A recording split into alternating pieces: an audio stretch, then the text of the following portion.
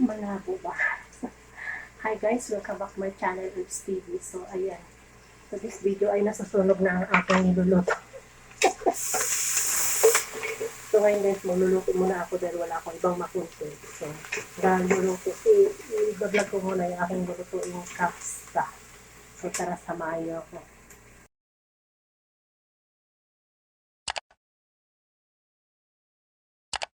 Yan nga guys. Ito yung aking chicken. Chicken pa rin ginamit ko. So, ito yung mince na ginger at garlic. Ayan. Kamatis, zucchini, carrots. Wala akong ibang gulay kasi naubos na, hindi pa ako nakapamalingki. So, sabi ng amo ko, binigyan niya sa anak niya yung pangpalingki. Sabi ko, pag doon niya binagayan, bahala sila sa buhay nila. Kung ano yung nandiyan, yun lang lulutuin ko. So, ito yung mga ricado nila. Ito may nag-order sa akin ito kasi maganda ito sa acidic at sakit ng ipin. Ito ay cinnamon stick. Ito ay dry black lemon. So, na ang aking kaya ko na siya ngayon. Ito ay kanina pa nabubutan dahil dalawang araw kanina binabuto ng kanin. Yan ang aking ricado ng laki na.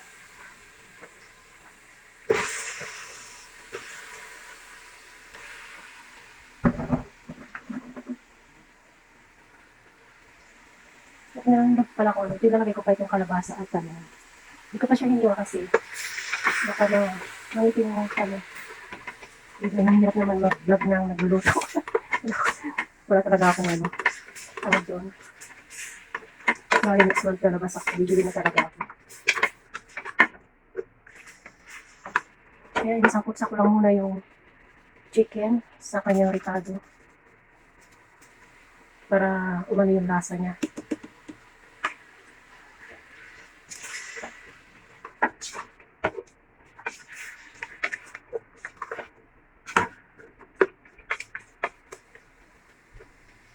Tumalag yung lasa niya. So, yung ingredients naman yan, yung mga ricado nila dito. Sabi ka, ricado at ingredients. Ayan. Tapos sa ito, hindi na ako hindi ako nagalagay ng tomato paste kasi ngayon ang amo ko lalaki.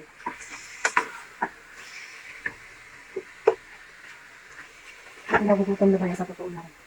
Akala ko yung amo ko babae magluluto. Ngayon lang naman yun siya. Pag sumuka siya magluluto siya. Check natin. May tubig pa rin siya. Lalagay ko itong baka matapon ka tayo manok. Niluto ko ito kagabi na kumain yung amo ko. So yung pinaka-sauce niya yun. Para pampalasa. Dapat patuyuan ko siya. Matutuyuan ko muna siya guys.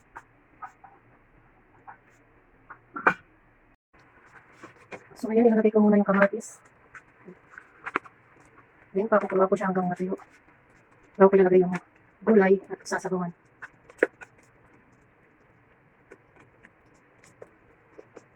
Lutuin ko muna yung kamatis niya. Hindi ko na siya lagyan ng tomato paste kasi ayaw ng amo kong lalaki. Ayaw niya ng mapulang kapsa. Gusto niya maputi. Ma-arty. Kasi masakit daw yung tiyan niya sa kamatis sa tomato paste. Nagtanda sa pagkain may tomato paste, ngayon pa sumakit ang tiyan sa tomato paste. Diba? Sakot muna siya.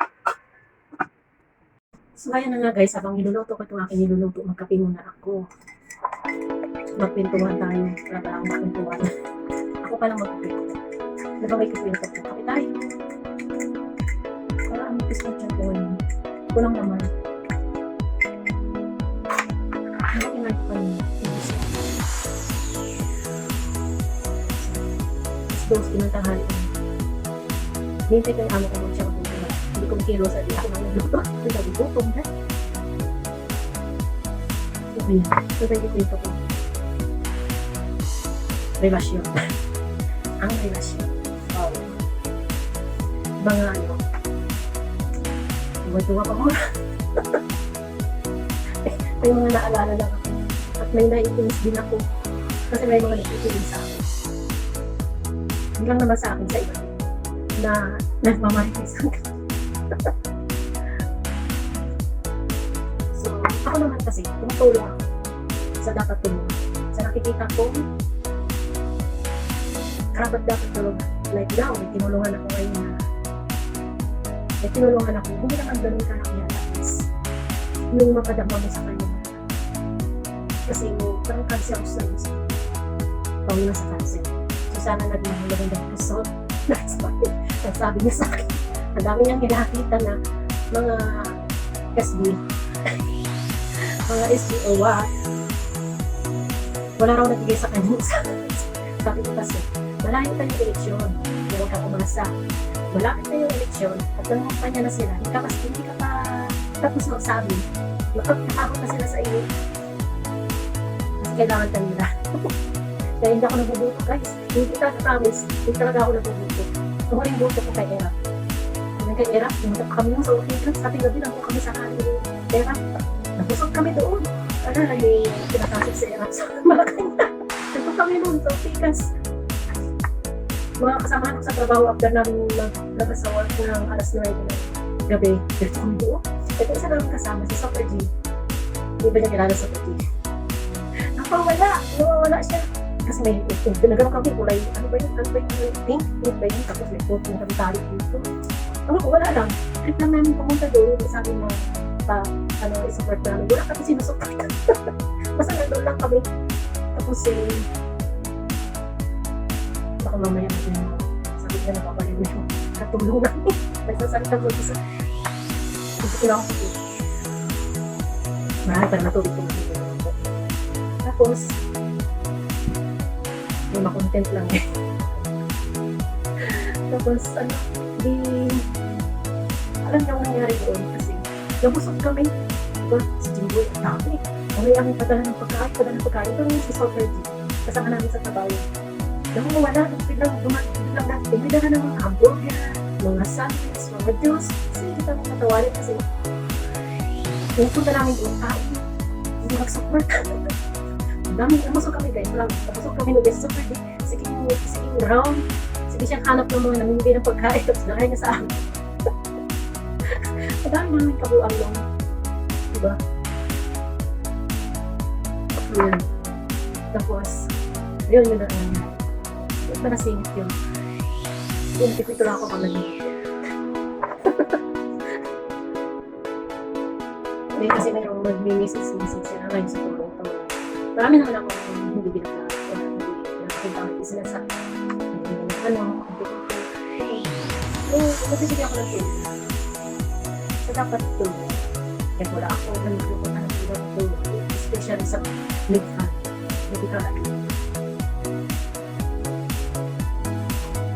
Depende sa taong tutulungan. Pero kung yung taong nakikita kong malakas pa sa alam at hindi walang hulog, hindi ako bumakinig, umasa, diba?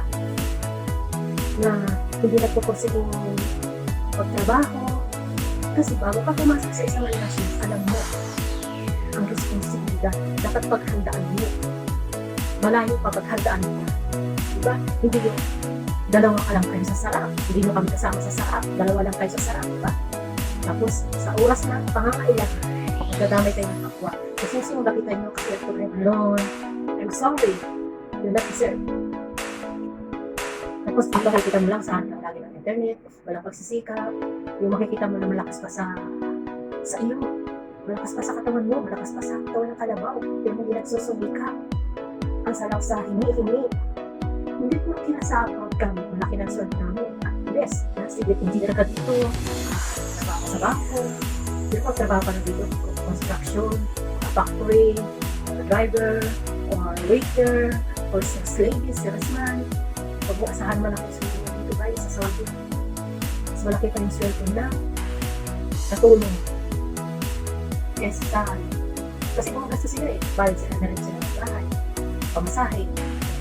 Tapos, araw-araw nilang pero wala din. At least sa bahay ka, ay, pero ganito. Pinapahaba lang ang kwento. Naiinis na kasi ako sa mga taong gano'n dahil malakas pa sa kalbo, tapos wala, di ba ako di humingi? Balik ako ng lalaki. Hindi ako hindi mo kilala. Ayaw tulungan yung mga taong gano'n kasi alam ito ba? Tinuturuan nyo siyang maging tamad. Tinuturuan nyo maging tamad. Naasa lang na maghingi. At saka yung mga feeding program, feeding, mga charity ka, dapat huwag kang umasa sa sponsor. Huwag kang, kung may magbigay sa'yo ng sponsor na kung sa, okay, so, maganda, tulong mo. Pero yung hindi mo, ha? Kasi tutulong mo. Tama ko. Tapos nakikita yung buhay mo kung ano ang tama ko. Or hindi tayo trauma. Ano pa? Kasi ako once lang ako dyan. Nabigyan ako ng minsa. Huwag na akong absorbin. Hindi yung lahat ng oras meron ako. Lahat ng oras meron yung hinihingian mo. Hindi lahat ng oras. Yung hinihingian mo, may sarili kang pangailangan, may sarili silang pangailangan, may sarili kang problema. Bulat ko, yung bahay ko. Pusti pa rin. Diba? Kaya magtrabaho kayo. Magtrabaho kayo. Kahit ano. Ako, kahit ano. Sokin ko. Kasi tumanda ako na. Never ako nakingin sa mga kapatid. Never. Kung nakikiman ako ng financial assistance sa kanya, pinabayaan ko. Pinabayaan ko. Kasi ako sanay na sa ano ko yung ako. Kasi ang kapila, bakit? Ang kapila ako? Malakas na gusto ko, kaya ko magtrabaho. Ba't ako mag-ulit?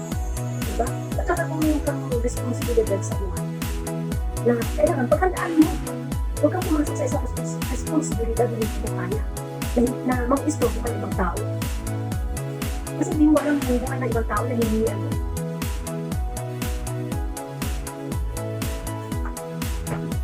Gusto ko. Kaya nainis ako sa mga ganong tao na nag-aasa sa, diba? Wala akong pinapatamaan na wala akong pinpoint. Na ano, nainis lang ako sa mga ibang nag-message sa akin na yun na, nangihingi. Sana kung siguro kung 200,000 ang sweldo ko dito isang buwan, okay, yun ang problema. Pero barya lang ang sweldo ko dito kapag matapos sa action ko. Pag pumasok ka sa isang responsibility, parang tawagan mo, paghandaan mo. Kasi dalawa lang kayong kasama sa sakit. Tapos sa hirap, mandamay ka. Yun ang pupuwa. Nagyaw-yaw na. So, hindi ako nanguluto. Ano ako nanguluto? Ito na. Diba? Habang naluluto na sa sermon.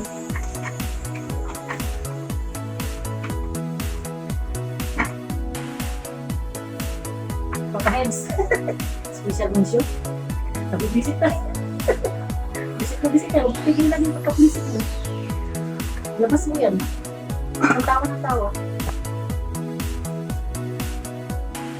Yan na. So, yun na lang guys. Ulit na yung niluluto.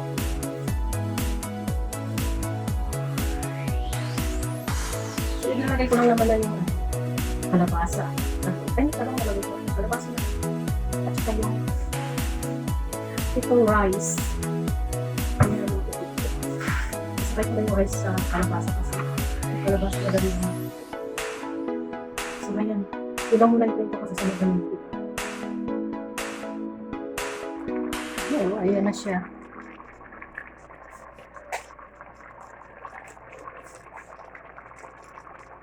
Pwede ko lang ilagay yung bigas.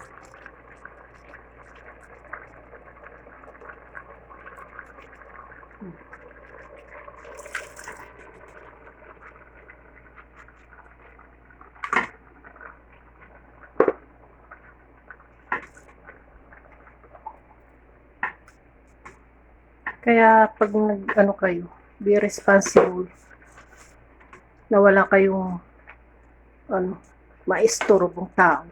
Depende lang naman. Kaya ayaw ko talagang tumulong sa nakikita ko. Asa lang sa Umaasa lang sa iba. Tapos nakikita mo, walang trabaho, laki-laki ng katawan.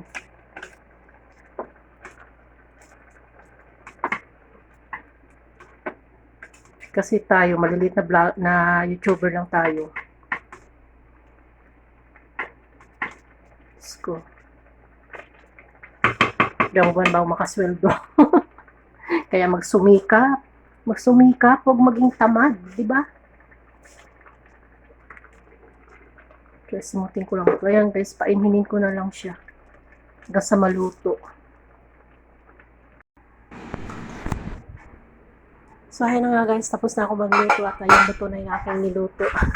Nakhabsa habang nagdadaldal, di ba? Habang naghihintay akong maluto. Naninirmon sa mga taong tamad. So, thank you for watching. Diyan ko siya ilalagay para hindi siya lumamig ng tupper yan na hindi lalamig yung pagkain. So, thank you for watching guys at hanggang sa muling vlog. Bye-bye. Salamat.